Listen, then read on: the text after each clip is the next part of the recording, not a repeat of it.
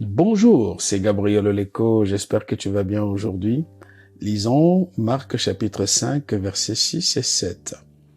Il vit Jésus de loin, accourut, se prosternant devant lui, et s'écria d'une voix forte, « Que me veux-tu, Jésus, fils du Dieu très haut? Je t'en supplie, au nom de Dieu, ne me tourmente pas. » J'aime ce récit ainsi que la manière avec laquelle Marc raconte cette histoire particulièrement majestueuse. Plusieurs points peuvent être soulignés ici et ils seront tous légitimes. Pour moi, le climax se trouve au verset 19 et 20. Le fou d'hier retrouve un sens à sa vie et il devient prédicateur de la bonne nouvelle. Pour aujourd'hui, je te propose de faire un zoom rapide sur les 4 supplications qui attirent mon attention et me plongent dans l'adoration, car il est écrit « Tout genou fléchira devant lui ». La première apparaît au verset 6. Il vit Jésus de loin, accourut, se prosternant devant lui. Quelle autorité, quelle royauté! On voit que celui qui, hier, était indomptable, vient de lui-même se prosterner devant le roi des rois. La seconde apparaît au verset 12, où il est dit « Tous les démons le supplièrent ». Quelle puissance!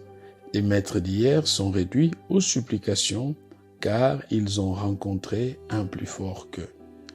La troisième apparaît au verset 17. Alors ils se mirent à supplier Jésus de quitter leur territoire.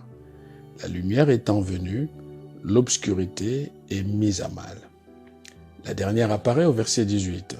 Celui qui avait été démoniaque le suppliait, demandant à l'accompagner. On peut comprendre ici que l'intervention de Dieu dans notre vie n'est ni émotionnelle ni égoïste, mais elle a une vocation pédagogique.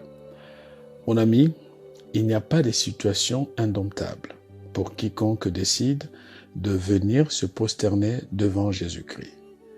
Sache que le trône de Dieu agrée toutes les supplications et tout genou qui fléchit devant Christ se relèvera toujours victorieuse.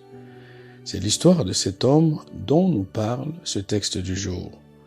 Quand ce jour, ton souci ou ton problème fléchisse le genou devant le roi des rois et soit relevé au nom de Jésus-Christ. Passe une bonne journée et à la semaine prochaine.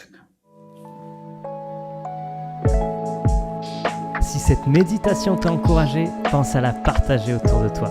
Pour nous retrouver chaque jour, abonne-toi et active la cloche.